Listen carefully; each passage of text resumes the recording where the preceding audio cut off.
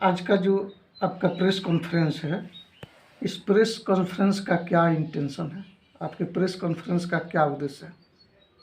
सबसे पहले तो आप तमाम केआर मीडिया, अब तक न्यूज, अपना, Champaran, BBN news, P Bharat news, आप सबको जो है बहुत बहुत स्वागत है कि आप लोगों ने अपने चैनल के माध्यम से जो है बात रखने का आप लोगों ने मौका दिया। और मुख्य उद्देश्य यही है कि देखिए, हम जो भी इलेक्ट्रॉनिक मीडिया वाले हैं और ख़ास करके जो यूट्यूबर जिसको लोग कहता है, यूट्यूबर के नाम से जो हम लोग जाने जाते हैं, कोई नहीं।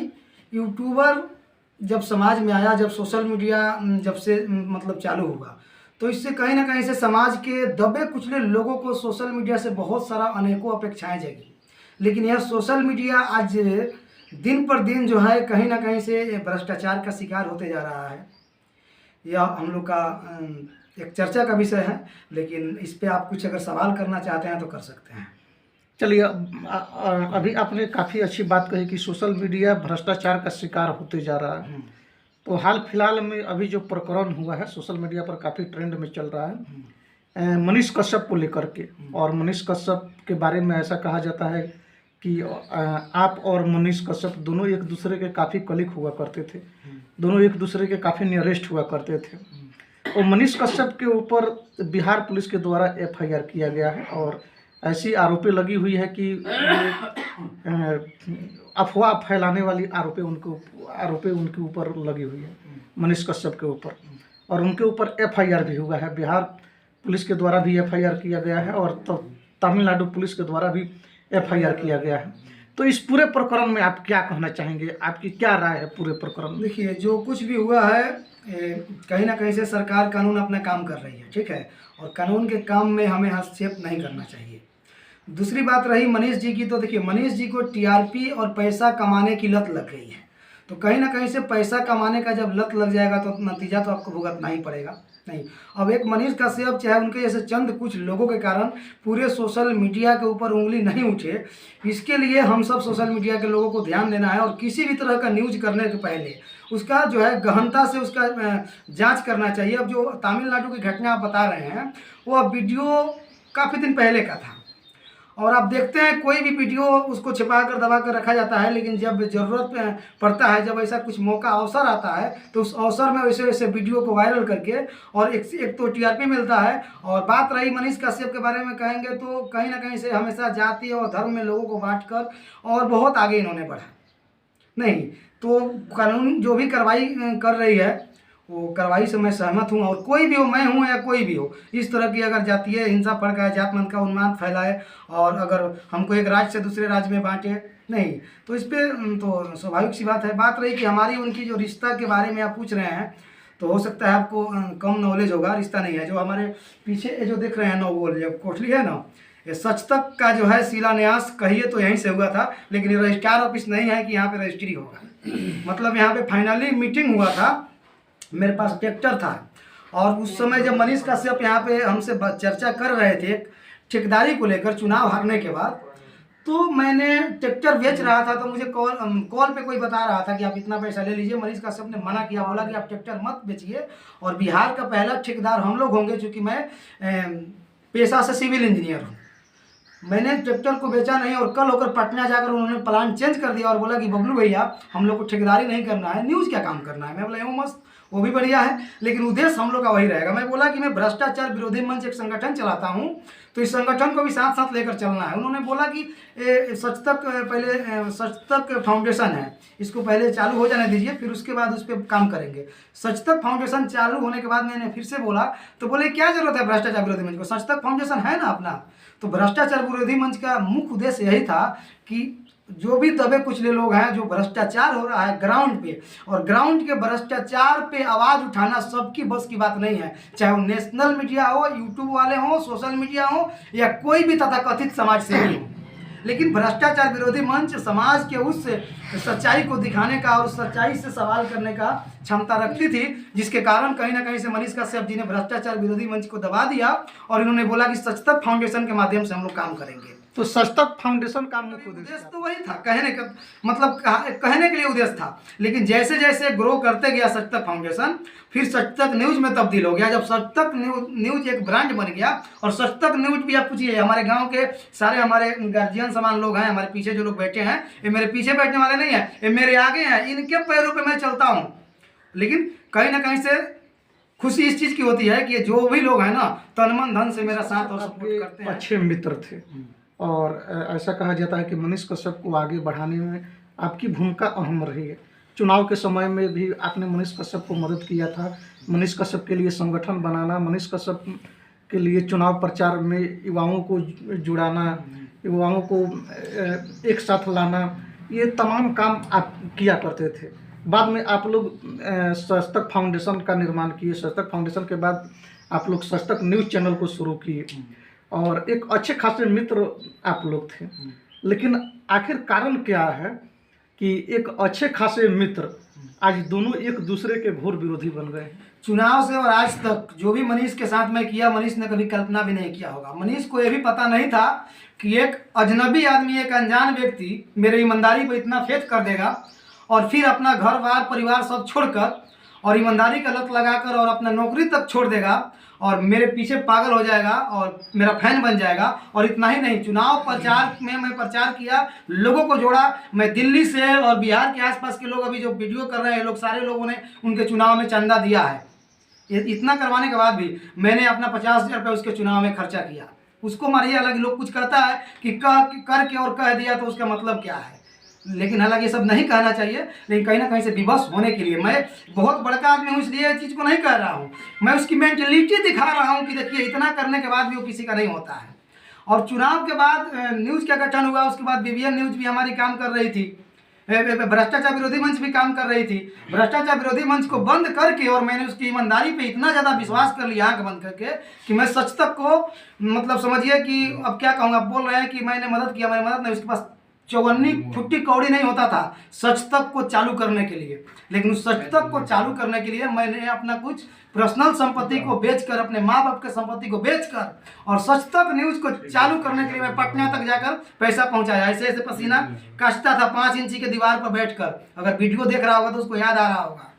लेकिन मुझे डाउट उस दिन ही हो गया था कि 5 लोगों का कमेटी को छोड़कर मुझे बाहर अलग बैठाया और बोला कि बबलू भैया हमको बहुत लोग परेशान कर रहा है, और आप ही एक निर्भीक और बेबाक ईमानदार लोग हैं जो मेरा मदद कीजिएगा, मुझे कहीं से 5 लाख रुपया दीजिए। और चितरंजन भाई का नाम लिया, बोला कि इन्होंने धोखा दे दिया। शायद मुझे उस समय भी लगा कि चितरंजन भैया को ऐसा नहीं करना चाहिए। उस समय मुझे लगा कि गौरव सिंह को ऐसा नहीं करना चाहिए। उस समय मुझे लगा कि रणदीप सिंह को ऐसा नहीं करना चाहिए। उस समय लगा कि अभिषेक ठाकुर को इस तरह से नहीं करना चाहिए। और उस समय लगा कि ऐसे लोगों को, चंदन उपाध्याय को ऐसा नहीं करना चाहिए। लेकिन बाद में लगा कि नहीं, किसी ने कुछ नहीं किया, सबके साथ यही किया। ये बहुत बड़ा नटवर लाला है। मुझसे पहले जब एक अपने समाज में जब एक पैठ बनाया था, जब समाज में सामाजिक काम करता था, उस समय सारे लोगों को धोखा देकर उसके बाद हम लोग के पास पहुंचा था। अपने गांव समाज के, चनपटिया विधानसभा के कितने युवाओं का जो है तो भविष्य गर्क में डाल दिया, कितने का भविष्य बर्बाद कर दिया। लेकिन ये सब चीज़ हम लोग को जानकारी नहीं होने दिया।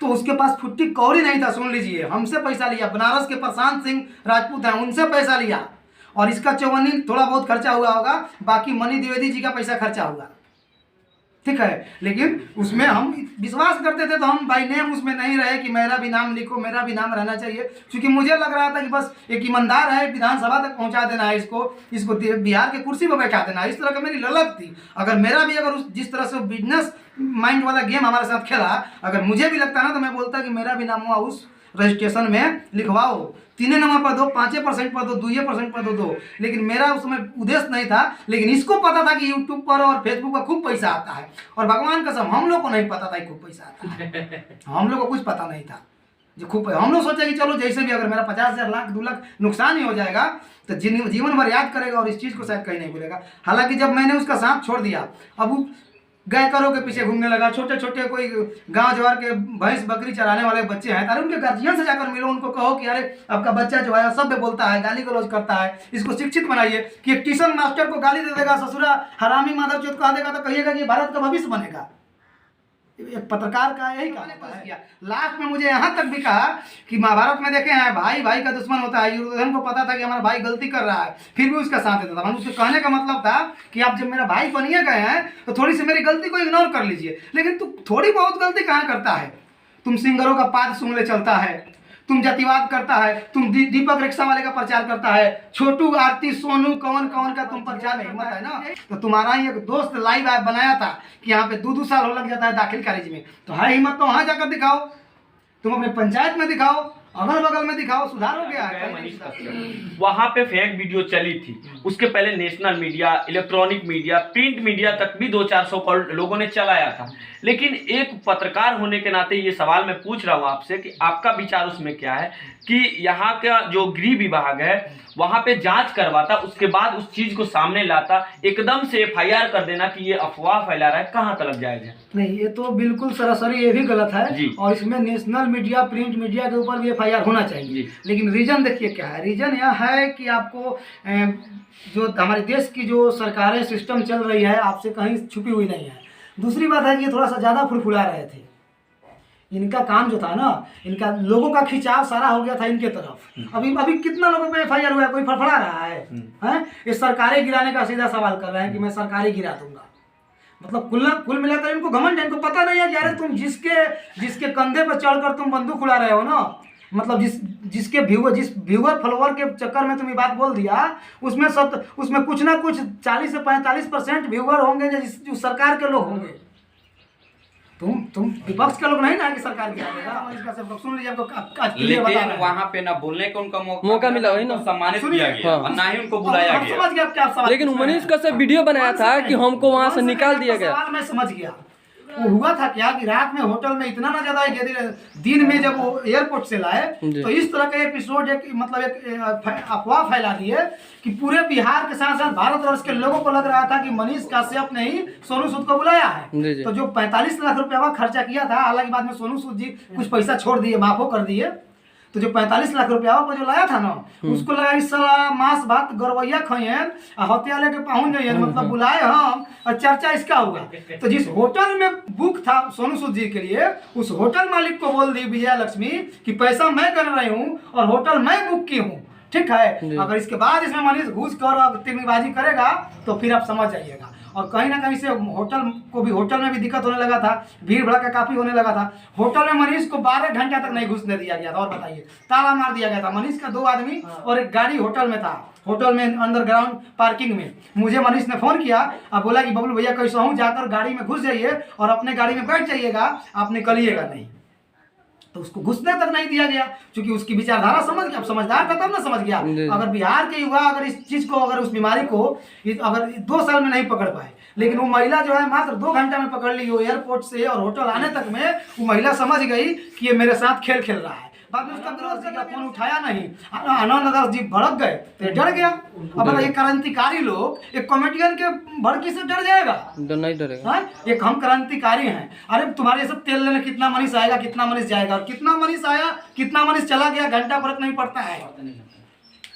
तो क्रांतिकारी लोग, स्वाभिमानी लोग अपने स्वाभिमान को नहीं, मोनोपोली को भांप चुकी है पहले से ही। बीजेपी ने इनको पहले ही नकार दिया है कि आपस में जात पात धर्म का राजनीति करके उन्माद फैलाने वाले लोग हैं और बस से हल्ला करते हैं। ये वो काम मनीष का, लोग कहता है ना कि आवाज उठाता है, आवाज है। एक नया लड़का है, गरीब घर का लड़का है, अरे उसका पापा जी भी करोड़पति थे और ये भी अभी अरबपति है। इसका भाई बैंक में नौकरी करता है, अच्छा खासा पोस्ट पे है, 70-80 हज़ार सैलरी है। बेतिया में कई जगह इसका जमीन है, बेतिया में मकान है, खाली घपड़ा करता है। तो हमको ये नहीं समझ में आता है कि व्यूअरवा सब खाली इसका घपड़ा देखता है और बाकी इसका स्थिति क्यों नहीं देखता है। मेरे साथ गया था उसमें जो कोरोना काल में जो टेंट पंडाल वाला जो ठेकेदार था, उसका 32 लाख का बिल उसका रुका हुआ था। बहुत बड़ा फर्जीवाड़ा हम लोग पकड़े थे।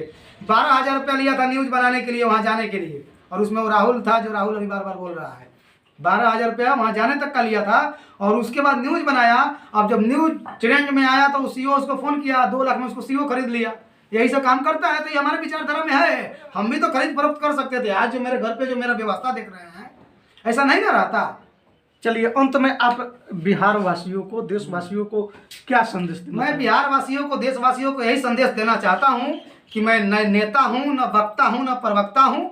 मैं एक जागरूक युवा हूँ और बेबाक अंदाज में अपने बातों को रखता हूँ और आप लोगों को कहूँगा कि किसी भी रिपोर्टर और किसी भी तथाकथित समाज सेवियों के बातों में आकर गुमराह नहीं होना है। सच्चाई को धरातल तक जाकर जानना है और गलत सही का निर्णय लेकर और ऐसे लोगों का साथ और